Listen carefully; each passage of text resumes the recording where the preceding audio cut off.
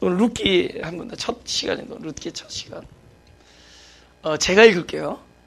그러면 일단 제가 그 배경을 좀 이야기한 다음에 지난번 요나서처럼 그리고 집에 가면은 룻기가 짧은 룻기도 짧습니다. 4장밖에 없어요. 챕터 4.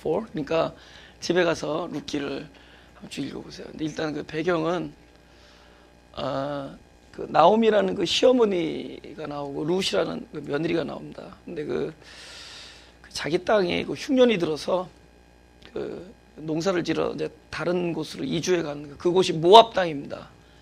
모압 땅에 잘 살려고 갔는데 결국은 그 남편을 그곳에 잃고 그다음에 또 아들 둘을 다 잃습니다. 근데 그 아들 둘이 그 지역 그 모압 지방에 그러니까 쉽게 말하면 이방 여인들과 결혼을 했는데 그 여자만 셋 남아 시어머니하고 그 두 자부만 남습니다. 그러니까 아들 둘하고 아버지가 돌아가시는 거죠. 더군다나 그 땅에 다시 흉년이 드니까 아무것도 없잖아요. 그래서 고국 땅으로 돌아오길 결심하는데 며느리들이 따라오는 거예요. 그러니까는 너희 땅으로 다시 돌아가라. 그죠? 그 말에 이제 순종을 하고 그 다른 며느리 그 오르바라는 며느리는 돌아갑니다. 근데 지금 이것은 나오미라는 또 다른 며느리 나오미가 그 룻이라는 그 저기에게 나오미의 시어머니죠. 그러니까 룻이라는 그 며느리에게 이야기하는 과정부터 출발하는 거예요. 그러니까 제가 지금부터 읽습니다. 제가 읽게요. 나오미가 또 가로되 보라 네 동서는 그 백성과 그 신에게로 돌아가나니 너도 동서를 따라 돌아가라. 롯이 가로되 나로 어머니를 떠나며 어머니를 따르지 말고 돌아가라 강권하지 마옵소서. 어머니께서 가시는 곳에 나도 가고 어머니께서 유숙하시는 곳에서 나도 유숙하겠나이다. 어머니의 백성이 나의 백성이 되고 어머니의 하나님이 나의 하나님이 되시리니 어머니께서 죽으시는 곳에서 나도 죽어 거기 장사될 것이라. 만일 내가 죽는 일 외에 어머니와 떠나면 여호와께서 내게 벌을 내리시고 더 내리시기를 원하나이다. 나오미가 룻의 자기와 함께 가기로 굳게 결심함을 보고 그에게 말하기를 그치니라. 룻기가 이렇게 시작하지만 나중에 끝날 때는 누가 누굴 낳고 누가 누굴 낳고 이렇게 돼요. 그러니까 왜냐면은 그 룻이 그 그리스도의 세계, 아브라함과 그리스도의 세계라 그 마태복음 1장에 쭉 나오는 그 족보에 룻이라는 이름이 들어갑니다. 거기에 그 이방 여인들 거의 대부분이 이방 여인들인데 예를 들면은 그 다말이라고 하는 그죠? 그 가나안 여인이 있고 그 시아버지인 유다 사이에서 베레스가 났습니다. 그죠? 또 더 올라가면 라합이 나오죠. 라합. 그죠? 라합은 더 뒤죠. 라합은 기생 라합은 누굽니까? 여리고 사람이죠. 그죠? 기생 라합. 그러니까 성경 예수의 족보에 예수님의 쭉 족보 나오는 중에 그 이방 여인이 이렇게 대부분 나옵니다. 물론 이제 나중에 마리아 있고 바세바도 나오고 하지만은 이렇게 많은 그 이방 여인이 그 예수의 족보에 들어갔나, 그죠? 이것이 이제 무엇을 이야기하는가? 재밌는 게 사실은 예수님의 족보에 그 다윗의 자손이라고 했지만 예수의 아버지인 요셉은 예수님과 피를 안 섞였잖아요. 혈통 관계가 아니잖아요. 그러니까 사실은 거기 누구 이름 집어넣어도 상관없어요. 혈통 관계가 아니잖아요. 그죠? 이 사람들 통해서 예수가 나온 게 아니에요. 예수 때문에 이 사람들이 구원받은 사람들입니다. 그죠? 그러니까 이 여인을 통해서 예수의 족보를 이뤄나간 게 아니라 예수의 족보 안에, 그죠? 이 사람들을 포함시킨 겁니다. 할렐루야? 네. 그러니까 포함시켰기 때문에 거기에 무슨 자격 조건 같은 게 중요하지 않아요. 하나님의 은혜만 작용하는 겁니다. 하나님이 저를 선택하신 이유, 하나님이 바로 나를 부르신 이유, 하나님이 나를 구원하신 이유, 그것은 전적으로 하나님의 은혜잖아요. 그죠?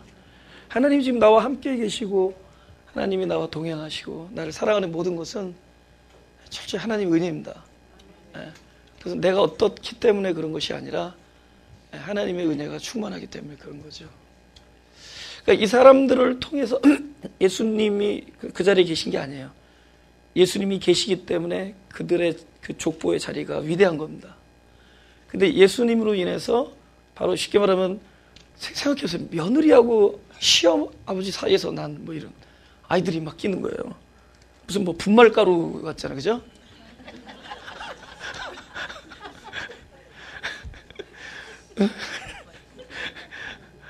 무슨 분가루 집안도 아니고 막 쭉 그 족보가 그렇잖아요. 그리고 그때 당시에는 진짜 선택받은 백성이 아닌 막 그죠? 막 이방 여인 이런 사람들이 막 그 안에 껴 있는 겁니다. 그죠? 막 기생도 들어가고 막 그러면서.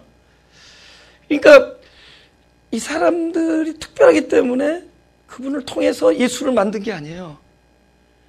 예수님으로 인해서 이 족보 안에는 별의별 사람이 다 들어갈 수 있다는 거예요. 예수님으로 인해서 그분의 은혜로 인해서 어떤 사람도 이 족보 안에 다 들어갈 수 있는 겁니다. 하나님의 은혜가 임하시면 하나님께서 바로 나를 선택한 이유가 해당되는 사람들은 다 그 안에 집어넣는 겁니다.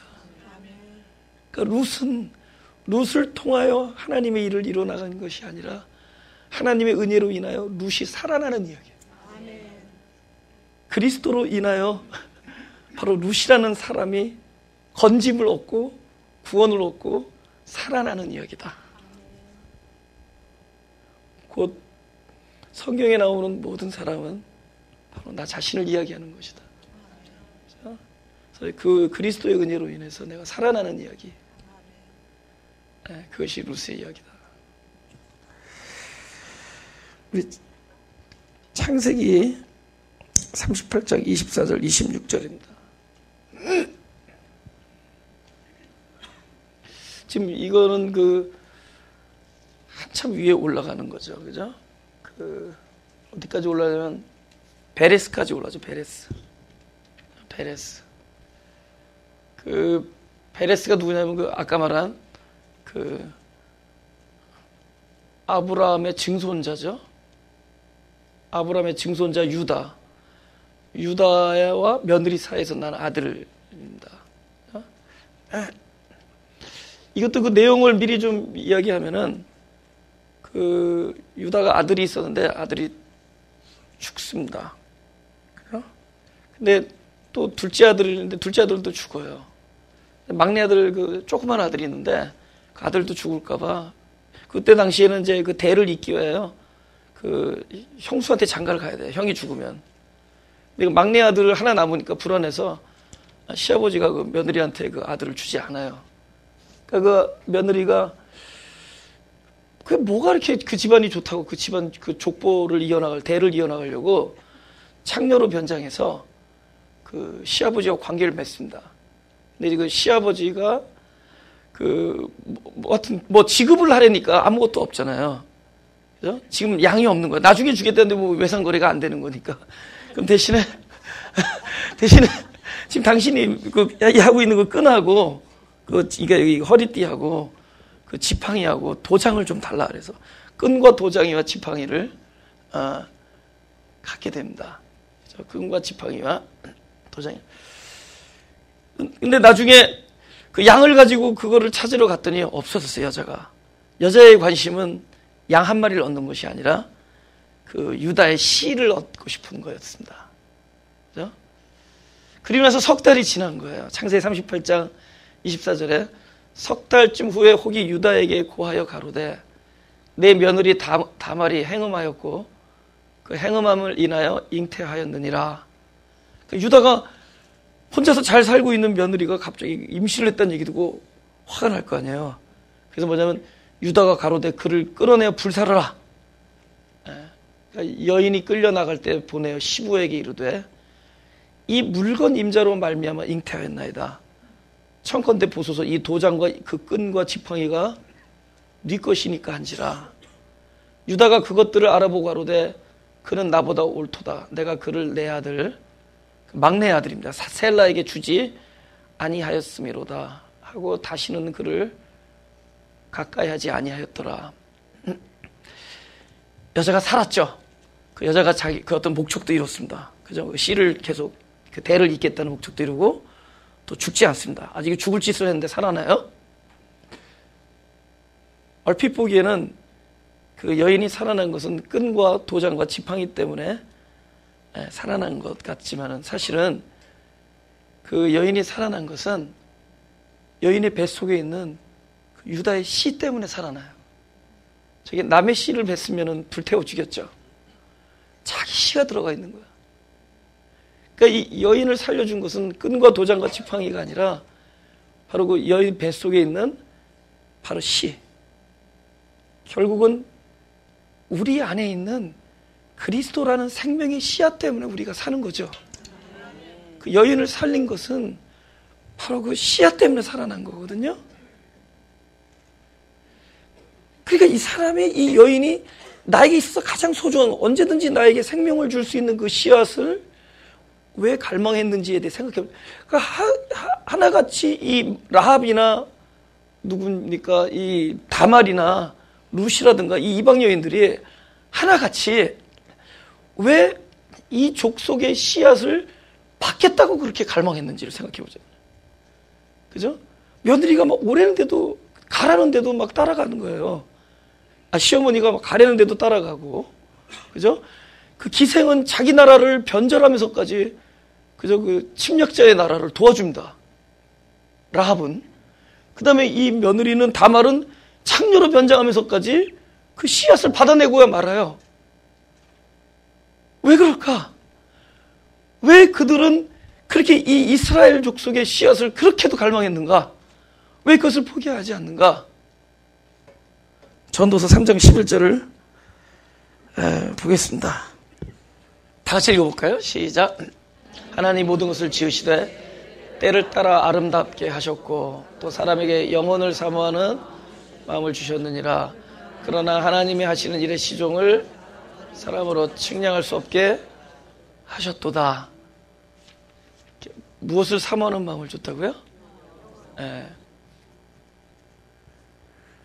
여러분, 우리가 하나님을 선택해서 구원을 얻은 게 아니에요. 선택은 우리의 몫이 아니라 하나님의 몫이거든요. 하나님 우리를 선택해서 우리가 구원을 얻은 겁니다. 그분께서 우리를 선택하실 때 우리 안에 무엇을 집어넣어 주셨냐면은 바로 하늘의 생명을 갈망하게 만들었어요. 그러니까 그의 나라와 그의 의를 갈망하게 만들고 진리를 구하게 만들었습니다. 이게 존재 안에 우리의 영으로 태어난 그 존재 안에 본능을 집어넣었어요. 생명 안에 본능을 집어넣는데 그 본능이 바로 내가 무엇을 가져야 사는 것인가를 알게 해줬어요. 내가 무엇을 붙들어야지 내가 사는지를 알게 해주고 무엇이 내 안에 있어야 사는지를 알게 해줬습니다. 그러니까 우리의 속사람이 언제든지 간에 내가 생명의 씨앗이 내 안에 담겨지지 않으면 나는 살 수가 없다라는 것을 알게 해줬어요.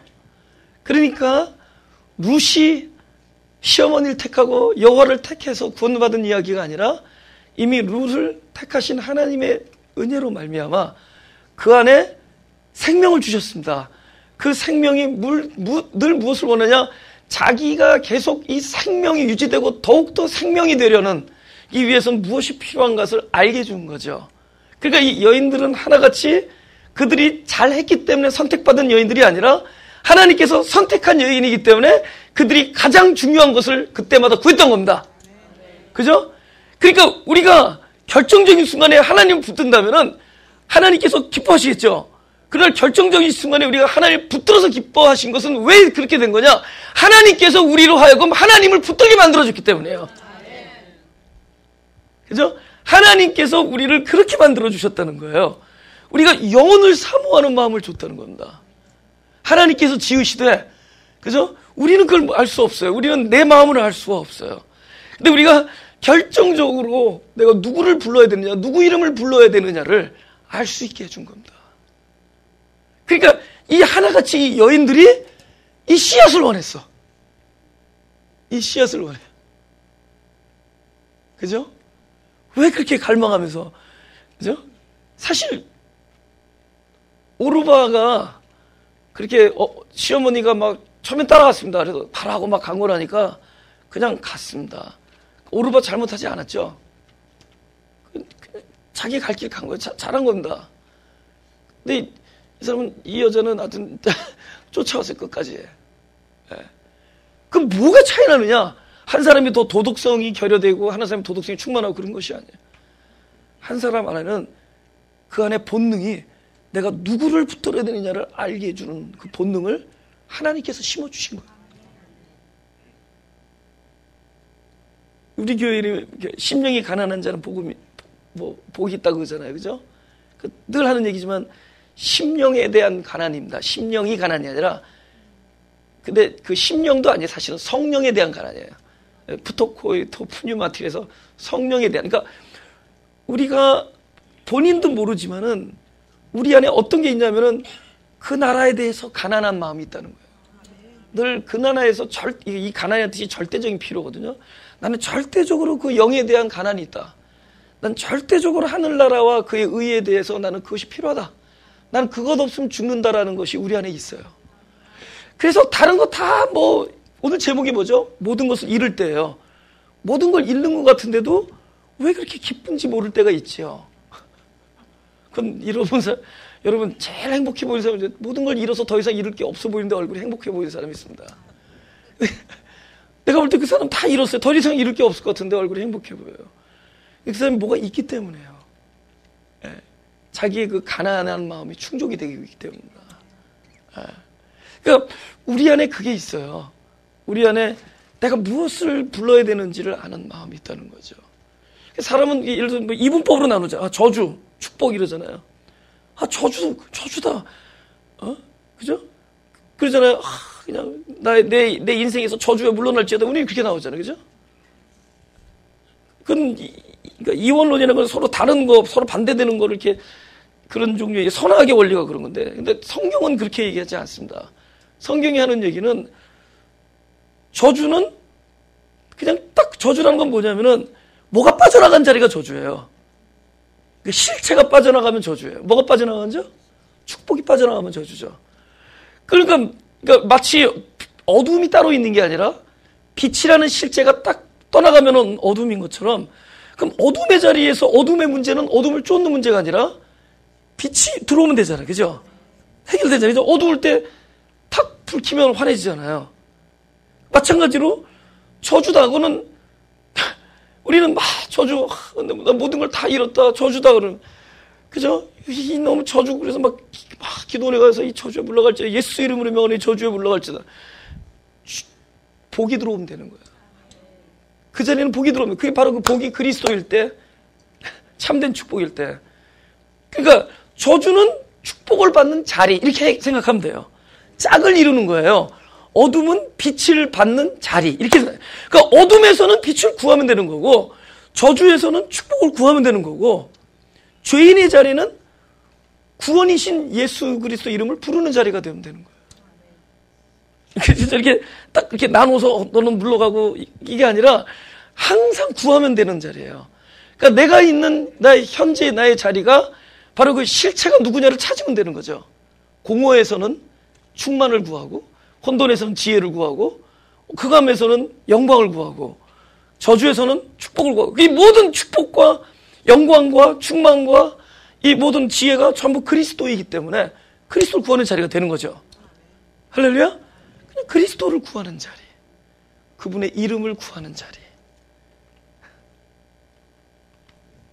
그 하나님께서 우리를 그렇게 창조하셨습니다. 공허와 혼돈과 흑암과 진짜 비어있음과 이걸 다 그렇게 우리를 만들으셨어요.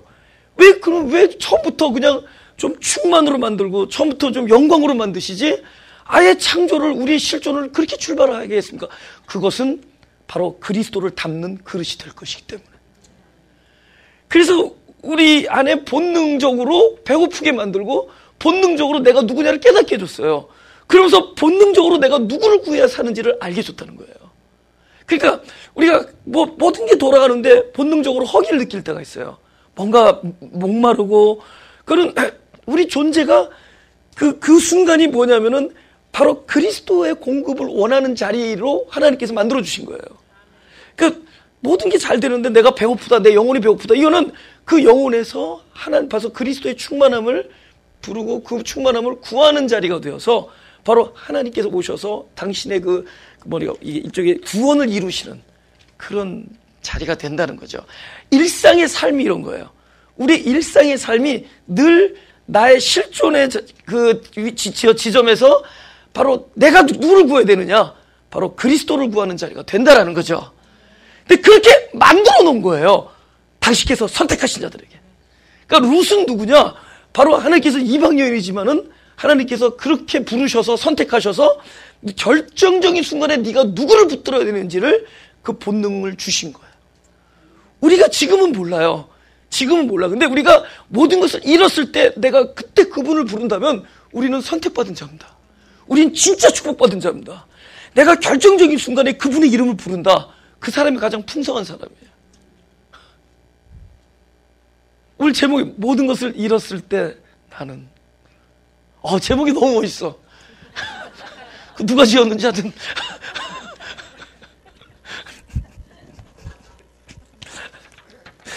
우리 15절 보겠습니다. 오르바라는 며느리가 어머니 말씀에 순종하고 돌아갑니다. 그죠? 그러니까 뭐라 하냐면, 나오미가 가로되, 또 가로되, 보라. 네 동서는, 그러니까 오르바라는 며느리죠. 그 백성과 그 신에게로 돌아가나니, 너도 동서를 따라 돌아가라. 룻이 가로되 나로 어머니를 떠나며 어머니를 따르지 말고 돌아가라 강권하지 마옵소서. 이렇게 나옵니다. 이거는 창세기 12장 1절을 보면은 우리가 알 수 있어요. 다 같이 읽어볼까요? 시작. 여호와께서 아브라함에게 이르시되 너는 너의 본토 친척 아비 집을 떠나 내가 네게 지시할 땅으로 가라. 오케이. 하나는 시어머니의 말씀이 있고 하나는 여호와께서 하신 말씀이 있습니다. 그죠? 지금 외형적으로는 그 며느리가 시어머니 말씀을 순종했어요. 그죠? 외형적으로는 요르바가. 근데 하나님은 뭐라 그러시냐면은 본토는 나오는 곳이지 들어가는 곳이 아니에요. 근데 시어머니는 며느리에게 네 본토로 돌아가라 그런다. 그죠? 본토는 돌아가는 곳이 아니라 나오는 곳이에요. 그죠? 우리는 본토에서 나와서 바로 그분이 지시한 땅으로 갈 사람이에요. 근데 그곳이 누가 계신 곳이냐면 아버지가 계신 곳입니다. 그러니까 사람의 말에 순종하는 것이 순종이 아니라 하나님의 뜻이 내 안에서 이루어지는 것이 순종이에요. 그죠? 그러니까 지금 그 어머니의 말씀에 순종했지만 결국은 하나님의 뜻과는 관계가 없는 이야기였습니다. 하나님은 그 본토에서 데리고 나오는 것이 하나님이 지시하는 일이었어요. 데리고 나오는 일이었습니다. 근데 이 상황을 사실 나오미면 하더라도 그 시어머니가 너무 슬프게 받아들여요.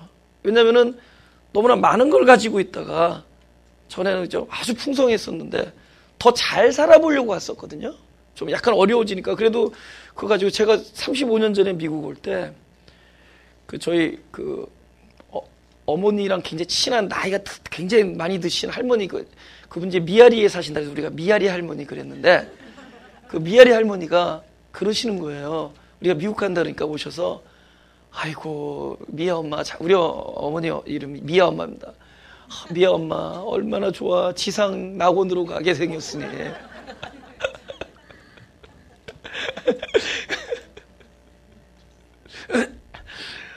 그때는 진짜 한국과 여기 차이가 좀 그런 건 있었죠.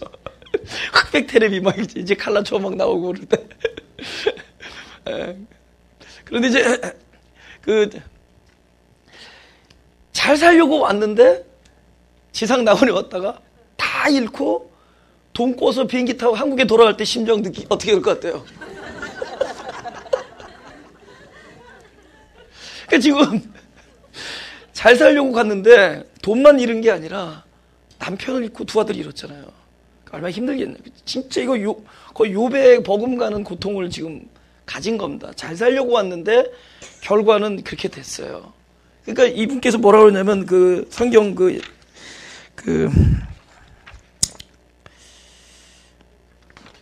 1장 그 룻기 1장 21절을 보죠. 예. 그죠?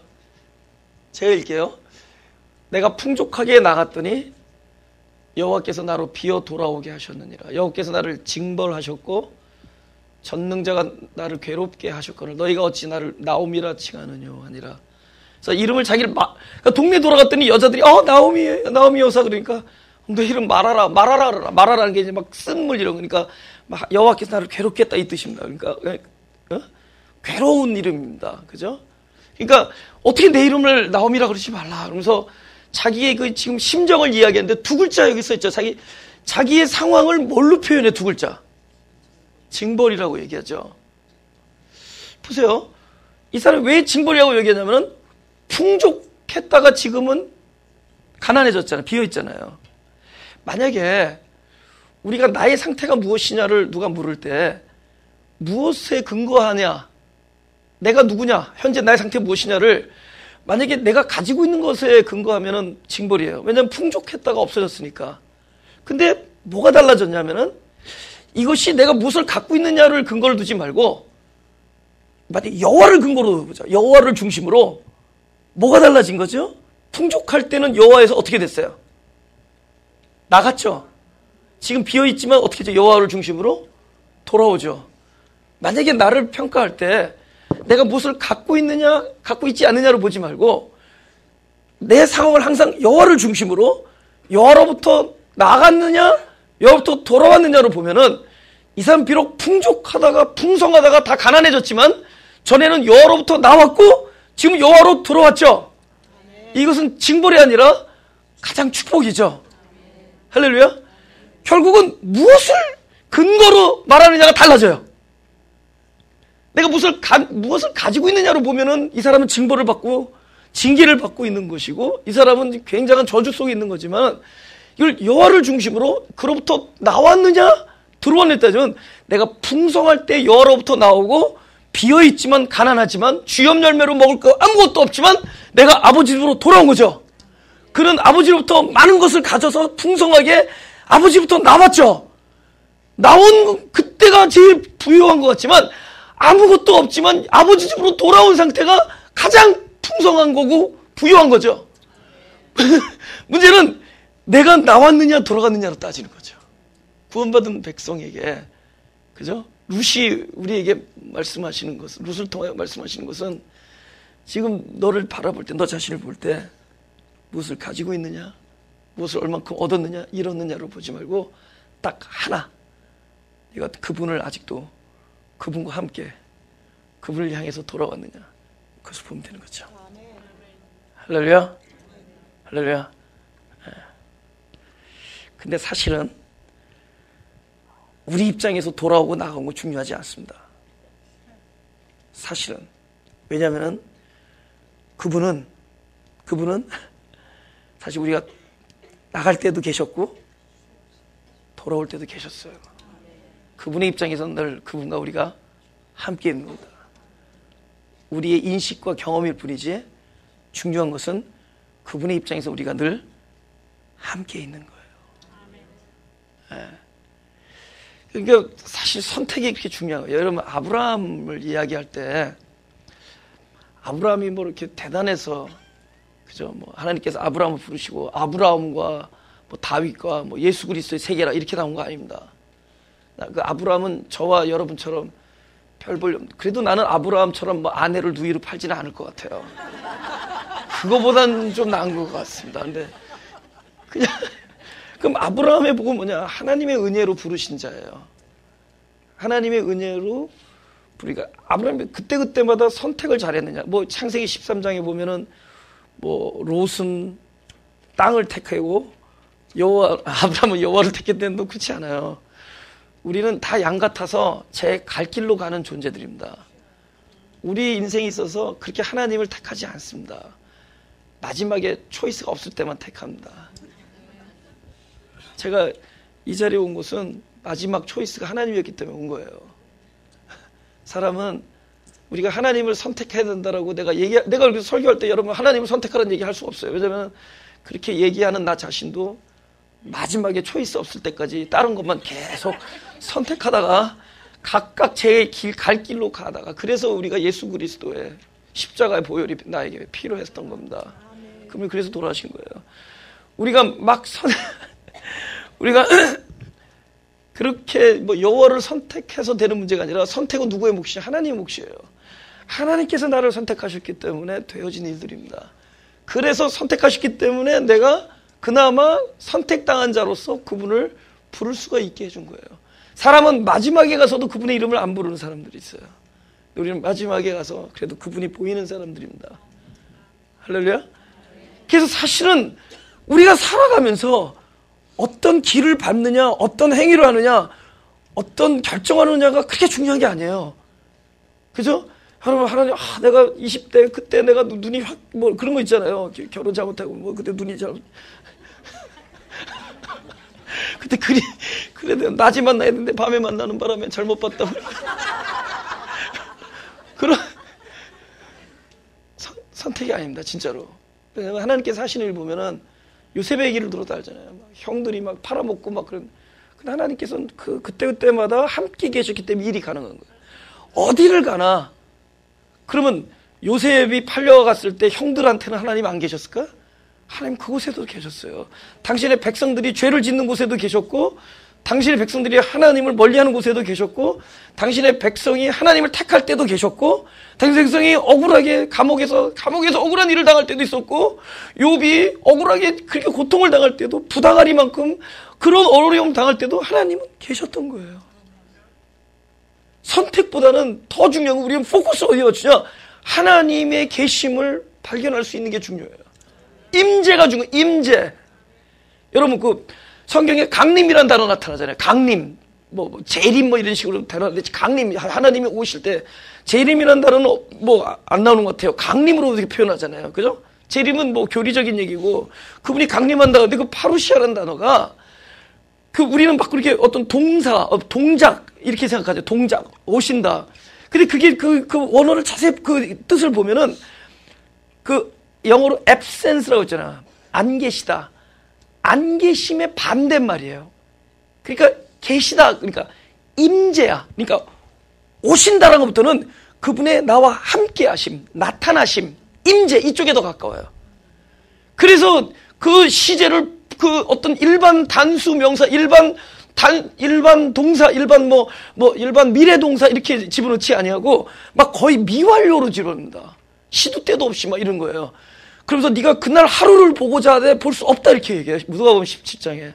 그래서 이거 빛의 역사를 얘기해. 동에서 번쩍, 이건 끊임없이 빛의 역사, 빛은 안 보이잖아요.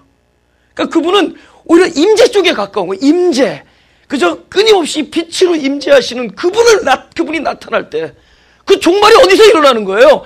그것이 나의 옛사람이 맷돌을 갈다가 하나는 버려둠을 당하고 내 안에서 일어나는 문제거든요. 안에서. 그거를 구름 타고 공중으로 올라간다 그러니까 이상한 동화책 같은 종교가 돼버렸어요. 근데 많은 사람이 동화책을 그냥 아무 의심 없이 믿으면서 가는 거야. 요거 뺄까 말까 요거 지금. 빼지 마세요. 이렇게 선교사님이 빼지 말라 그랬어요. 예? 무슨 줄 아세요? 그러니까 임재 쪽에 더 presence. 그래서 그분이 함께 계시다. 부활하시고 나서 같이 갔습니다. 엠마오 제자들이랑. 그죠? 근데 엠마오 제자들이 예수님을 못 알아봤어. 왜 못 알아봤냐? 봤거든. 십자가에 매달려 돌아가신 걸 봤거든. 그러니까 자기 지식 때문에, 자기 교리 때문에, 고정관념, 오랫동안 들어온 얘기, 의심 없이 들어온 얘기 때문에 안 보인 거예요. 그래서 그분이랑 걸어가다가 안 보이는데 언제 보여주느냐? 떡을 먹은 다음에 보니까 눈이 밝아져서 보여. 그래서 자기네들끼리, 우리가 그분을 알아보는 것은 그분께서 길거리에 같이 오시면서 그 말씀을 풀어주니까, 성경을 풀어주니까 우리 마음 눈이 밝아져서 그분이 보인 거 아니냐, 그렇게 된 거예요. 근데 보인 다음에 갑자기 안 보여요. 보였는데 안 보여요. 그러면 나는 그분이 바빠서 40일 동안의 그 일정 때문에 빨리 간 줄 알았어요. 그때부터는 그분의 존재는 보임에 있지 아니하고 보이는 영역에 있지 아니하고 계심, 임재하심의 영역으로 들어가는 거예요. 이제 아시겠어요? 그분의 진정한 이 영혼이라는 건 뭐냐? 우리는 지금 공간 안에, 시간 안에 이런 데 제약을 받고 있는 사람인데 실제 우리가 보는 건 보이는 것이 아니에요. 진정 생명나무가 보이겠어요? 동산 중앙에 보이는 거는 선악과란 말이에요. 생명이기 때문에 안 보여요. 생명. 근데 그게 실체야. 생명이 빠진 게 그림자예요. 그게 죽음이고, 그죠? 그곳은 생명을 얻으면 되는 거예요. 근데 생명은 보이지가 않는 거란 말이죠. 그걸 보이지 않는다고 임재 안 하느냐? 우리는 보이지 않지만 존재하시는 그분을 날마다 바라보고 발견되어질 때 그것을 성경에서는 나타난다, 또 이런 단어가 있습니다. 나타난다. 네? 나타나신다. 그래서 그분이 나타나시면 계시지만은 내 눈에 보이는 거예요. 내가 그분의 임재하심을 깨닫는 거예요. 할렐루야. 바로 그 얘기입니다. 그러니까 이거는 루시 시어머니를 선택한 얘기가 아니에요. 어디 있던 선택한 백성을 버리지 아니하시고 함께 계시는 하나님의 이야기입니다. 선택한 백성을. 그죠? 그 은혜를 깨닫는 이야기다. 우리 16절 롯이 가로되 나로 어머니를 떠나며 어머니를 따르지 말고 돌아가라 강권하지 마옵소서. 어머니께서 가시는 곳에 나도 가고 어머니께서 유숙하시는 곳에 나도 유숙하겠나이다. 어머니의 백성이 나의 백성이 되고 어머니의 하나님이 나의 하나님이 되시리니. 이게 이제 이 성경에서 또 롯에서 보면은 롯이 안 해도 될 일을 하는 것 같은 느낌이 들어요. 왜냐면은 그 요르바 정도면 되잖아요. 그냥 돌아가라 하면 돌아간다고 아무도 손가락질할 사람 없잖아요. 그죠? 그는 자기 할 일을 하는 건데 롯은 진짜 그 시어머니의 불쌍히 여기는 그런 사랑하는 마음, 여러 가지 또 하나님 나를 붙들겠다는 어떤 그런 영적 갈망으로 인해서, 그러니까 어떤 이 안에 펼쳐지는 그 롯 안의 마음은 굉장히 어떤 그 하나님의 풍성한 사랑과 그 어떤 긍휼함과 이런 것들이 있습니다. 그 다음에 내가 무엇을 붙잡아 사는지를 아는 그런 영적 예리함이 있는데, 내가 만약에 롯이라면은 이해가 안 되는 게 왜 저렇게 의롭게 사는 사람인데 이런 고통을 당해야 되는 의문이 들 거라는 겁니다. 왜냐면 만약에 시어머니를 평소 때 존경하지 않았다면 따라가겠어요? 안 따라가겠어요? This is a chance.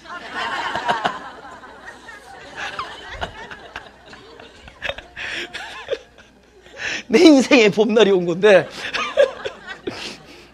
그가 시어머니를 쫓기로 결정하는 데는 분명히 이곳에 뭐가 있을 것이다라는 그 어떤 게 있을 거 아니에요. 분명히 무엇이 있다.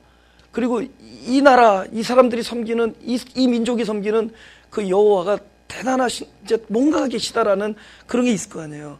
근데 그런 게 있다면 더군다나 그 옛날 그 족장 시대, 그 옛날 시대에 복의 개념이 분명히 지금보다 더 기복이 더 풍성한 눈에 있는 소유에 있는데 그 소유를 다 잃어버렸단 말이에요. 그럼 소유를 잃어버린 사람을 저주로 보지 축복으로 안 보거든요. 그러니까 자기 눈에는 아니 그렇게 훌륭한 또 이런 의로운 삶을 살고 내가 진짜 이런 상황에도 따라가고 싶은 그런 분인데 그런 분에게 왜 이런 징벌과 같은 저주 같은 일이 임했을까라는 의심이 안 들겠냐는 거죠. 욥의 친구가 평소 때 욥을 존경했을 겁니다. 그죠? 너무 그때 당시에 너무 사람들에게 존경을 받던 사람인데 순전하고 정직하고, 그런데 그 사람이 모든 걸 다 잃었단 말이에요. 그들이 처음에는 얼마나 의심했겠어요. 그러니까 혼돈이 되고 너무 괴로우니까 함께 가서 아무 말도 못하고 있었어요. 근데 욥이 뭐라고 얘기한 다음에 드디어 그들도 이야기합니다. 그들은 아무 말도 안 하고 혼돈 속에서 그들이 정립한 것은 지난번에 말씀드린 것처럼 만약에 잘못하는 사람들이 이렇게 고통이 오면은 저건 잘못하는 사람, 잘못하는 행위의 결과다 이렇게 얘기할 수 있는데, 저렇게 잘 살고 하나님께 순종하고 순전하고 정직하게 산 사람들이 저렇게 고통을 받으니까 이게 부당한 처사 같거든요. 우리 볼 때는. 근데 그걸 부당하게 만들어 놓으면 이거는 너무 부당하게 받고 있다. 저렇게 훌륭하게 사는데도 고통을 받는다면은 갑자기 공포가 나에게 엄습하는 거야. 나도 훌륭하게 살아도 저렇게 부다가리만큼 큰 고통에 임할 수가 있다라는 공포가 올 거라는 거죠. 이거 우리 일상에서 우리들이 신문 보면서 느끼는 것들이에요. 그죠? 제가 지금 나의 얘기를 하는 거고 우리들의 얘기를 하는 거예요. 우리들이 다른 사람에 대한 기사를 읽을 때, 다른 사람들이 이야기를 대할 때 어떤 마음이 이 안에서 드냐면은, 저렇게 훌륭한 삶을 살아가는 사람이 고통을 당하면, 야, 이거 하나님 부당합니다. 전 마땅한 결과가 아니고 이건 부당하지 않습니까? 라고 얘기해야 되는데, 그렇게 얘기하는 순간 나도 불안해지는 거야. 내가 아무리 훌륭하게 살아도 나에게도 이런 부당한 일이 있을 수 있다는 생각 때문에. 그럼 어떻게 해야지 마음 편하냐? 저 필시 무슨 잘못이 있을 것이다. 그래서 그를 정죄해버리는 순간에 평화가 오는 거야. 그를 죄인 만들어버리면, 저 사람은 죄를 지었으니까 저런 결과, 이게 좀 마땅하다. 그러니까 나는 죄만 안 짓으면 나에게 저런 고통은 없을 것이다 라는 안도감이 온다라는 거죠. 아니, 생각 평소 때 많이 해보잖아요. 아니, 생각이 아니라 평소 때 그 짓을 했잖아요. 우리가 늘 그래왔잖아요. 이거는 부당한 처사가 아니라 마땅한 결과다. 이러면 편해요. 저 분명히 그게 욥의 친구들이 한 일이에요. 그게 욥의 친구들이 욥에게 한 일이란 말이다. 읽어보죠. 4장, 욥기 4장 6절에서 9절. 내 의뢰가 경외함에 있지 아니하냐? 내 소망이 내 행위를 완전히 함에 있지 아니하냐? 생각하여보라. 죄 없이 망한 자가 누구인가? 정직한 자의 끊어짐이 어디 있는가? 내가 보건대 악을 밭갈고 독을 뿌리는 자는 그대로 거두나니. 그러니까 너 악을 밭갈고 독을 뿌렸다는 거예요. 그리고 다 하나님의 입기운에 멸망하고 그 콧김은 옛날에 하나님의 진노를 나타내는 겁니다. 하나님의 진노로 다 사라진다 이렇게 얘기합니다. 그러니까 너는 분명히 하나님의 진노가 임하셨는데 그것은 네가 악을 밭갈고 독을 뿌렸기 때문이다 이 얘기야. 그렇게 말하면 자기들이 해방되는 거야. 근데 왜 나오미의 며느리 룻은 그렇게 정죄하지 아니하고 그를 따라갔을까? 오케이, 둘 다 똑같아. 똑같이 의롭고 똑같이 아름답게 산 사람들이에요. 둘 다 똑같이 자녀들을 다 잃고 모든 것을 잃는 고통 중에 있습니다. 근데 욥의 친구와 룻이 뭐가 다를까요? 하나는 남자, 하나는 여자.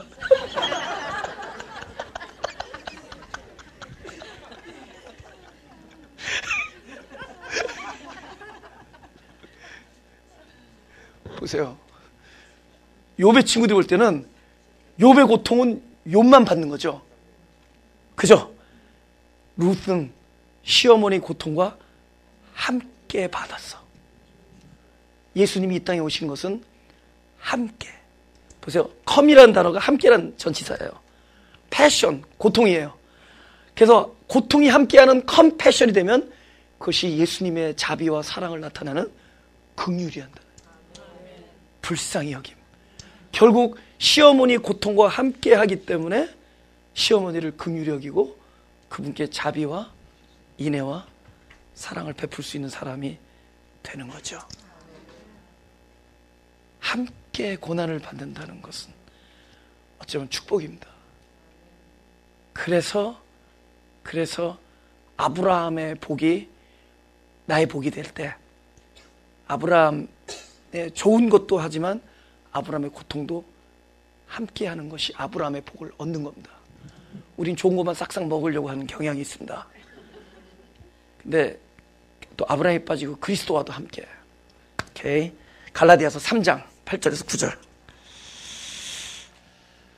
또 하나님이 이방을 믿음으로 말미암아 의로 정하실 것을 성경이 미리 알고 먼저 아브라함에게 복을 전하되 모든 이방이 너를 인하여 복을 받으리라 하였으니, 그러므로 우리 9절 다 같이 읽을 거야. 시작. 그러므로 믿음으로 말미암는 자는 믿음 있는 아브라함과 함께 복을 받느니라. 이렇게 성경에서는 아브라함의 복을 많이 얘기합니다. 그죠? 근데 여기서 그 8절에 모든 이방이 너를 인하여 할 때 사실 이걸 직역하면 내 안에서, 이렇게 헬라어 성경에 있었어요. 내 안에서.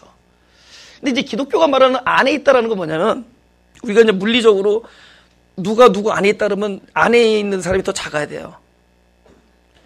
근데 내가 그리스도 안에 있다 그러면 내가 작은 게 맞는데, sometimes 그리스도가 내 안에 있다 이거 많이 나와. 그죠? 그래서 성경에서 말하는, 기독교에서 말하는 안이라는 단어는 누가 누구 안에 쏙 들어가는 단어가 아니라 일치할 때 하나가 되는 거야. 일치. 이걸 안에 있다 그래. 그러니까 내가 네 안에, 네가 내 안에가 항상 같은 말이에요. 그러니까 내가 주 안에, 그리스도가 내 안에, 내가 그리스도 안에, 이거 같은 말이에요. 아시겠죠? 이거는 영적인 연합이기 때문에 물리적인 연합이 아니라, 그게 성경이 말하는 겁니다. 그러니까 아브라함 안에서 복을 우리가 얻은 거예요. 그럼 뭐냐? 아브라함과 같이 복을 얻는 겁니다. 그래서 9절에 믿음으로 말미암은 자는 믿음이 있는 아브라함과 함께 아브라함처럼 복을 얻은 겁니다. 그러니까 사실 아브라함 빠져도 돼요. 바로 아브라함이 누렸던 그리스도 안에 있는, 하나님 안에 있는 그 축복, 그것이 곧 내 안에 있는 거다. 그래서 성경은 전부 내 얘기예요. 전부 내 얘기예요. 그죠? 근데 이것이 가장 축복된 이 단어가 뭐냐면 함께라는 겁니다. 그분이 나와 함께하는 건 곧 나도 그분과 함께하는 거예요. 그래서 함께할 때 그분 안에 있던 컴패션이 우리 안에도 충만해지는 거라는 거죠. 늘 모든 것을 임재 안에서 찾는 거예요. 사실 이 긍휼이라는 것은 내가 하지 않아도 되는 것까지 나를 버려요. 그 힘이 어떻게 나오냐? 안 하고 가도 되는 거예요. 우리가 지나가다가 어떤 사람 보고 안 도와줘도 되는 경우가 있어요. 그냥 뭐 911이 오겠지. 근데 자기 손해를 무릅쓰고 막 그때를 못 참아서 그걸 막 차를 막 누고 막 땀 뻘뻘 흘려서 비를 맞아가면서 뒷바퀴 바꿔주고 뭐 그러던 일을 한 적이 있었죠. 그죠? 진짜 예수님이 이 땅에 안 오셔도, 그죠? 자기 몸을 그 피를 흘리지 않아도 자기 모든 것을, 물까지, 피와 물을 다 버리고 그 고통을 당하고 그 수모를 당하는 일이 없더라도 그분은 영광받기 충분하신 하나님이십니다. 근데 그분은 함께를 위해서 오신 거예요. 임재 안에서 찾아야 돼. 그쵸? 할렐루야. 그러니까 결국은 이 모든 것은 우리가 이제 루스 통해서 앞으로 계속 하겠지만은 여기에 이제 앞으로 보아스가 이제 등장합니다.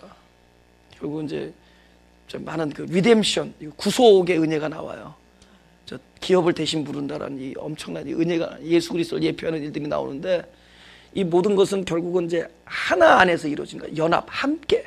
결국 나중에 그 한 점 안에 다 들어가 버려요.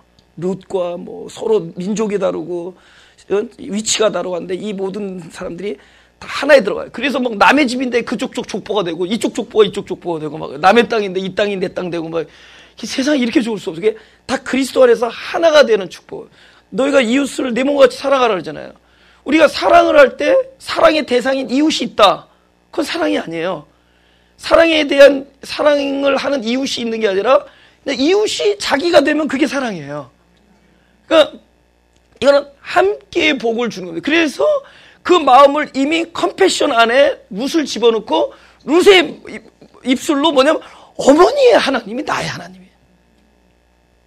하나가 됐잖아. 컴패션으로 하는 어머니의 하나님이 내 하나님. 할렐루야. 그러니까 진짜 성도 중에 이제 아픈 일을 당하고 뭐 고통을 당하고 그러잖아요. 그래서 아픈가 보다 고통을. 근데 그게 달라요. 이게 점점 이렇게 성숙해지면서 달라요. 그 아픔에 그냥 함께 동참하는 그런, 그죠? 그 행동보다 이 마음 안에서 하여튼 굉장히 그런 것들이 달라져요. 점점. 그런 저 아픔이고 내 아픔 그게 아니라 저 아픔 속에서 이것이 나의 아픔이 되고 또 저의 기쁨이 나의 기쁨이 되고. 사실은 그게 예수님의 마음일 거 아니에요.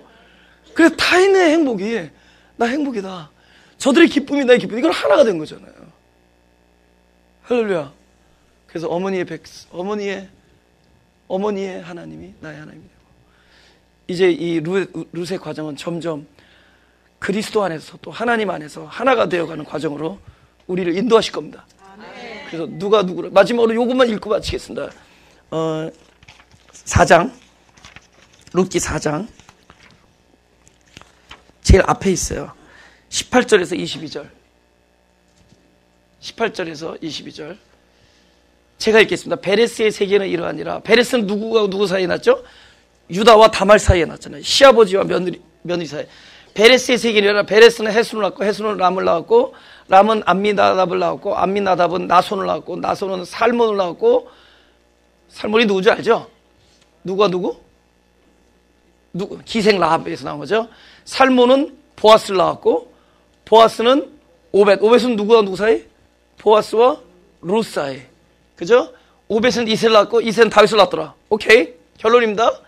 그럼 이렇게 해서 우리와 함께하는 은혜를 주고, 이렇게 해서 우리에게 그 아브라함과 다윗의 세계, 곧 그리스도의 세계 안에 있는 족보 속에 우리 이름을 집어넣어 주시는 하나님의 놀라운 선택이, 그래서 우리가 늘 살면서 그분의 임재하심의 모든 것을 주목하고 그분과 함께하심의 모든 것을 내어드리고 지내면서 점점 연합되어 보면은 나중에 남는 게 뭐냐? 낳고 모든 것은 생명으로 귀결지어집니다.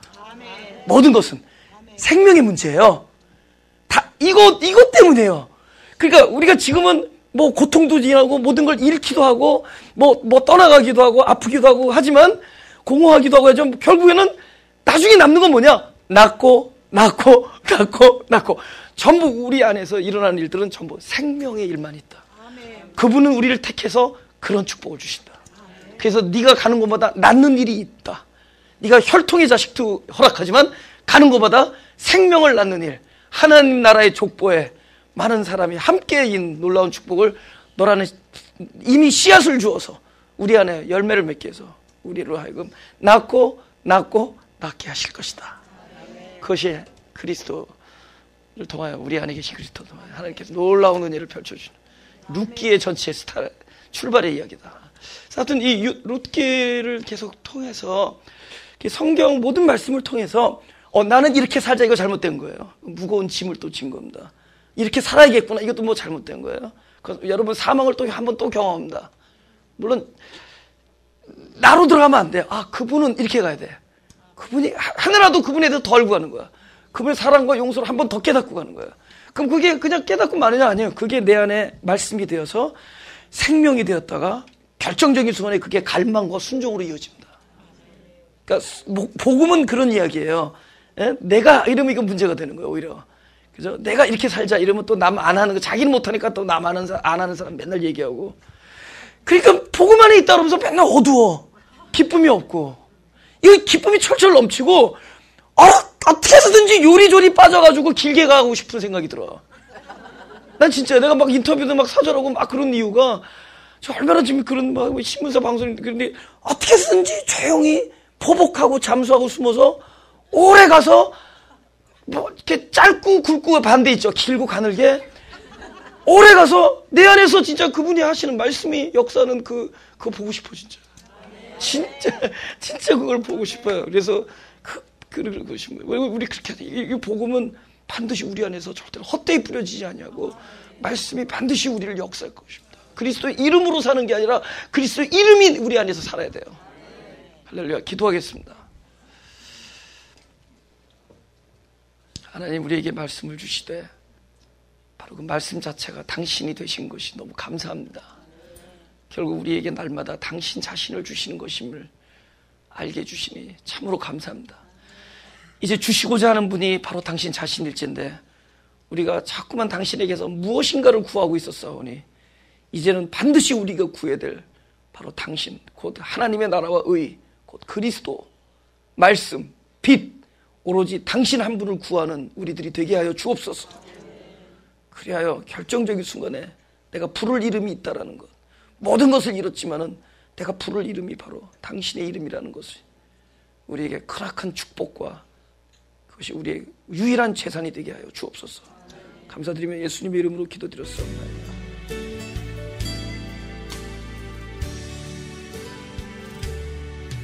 나의 피난처 예수 의지해요. 나의 피난처 예수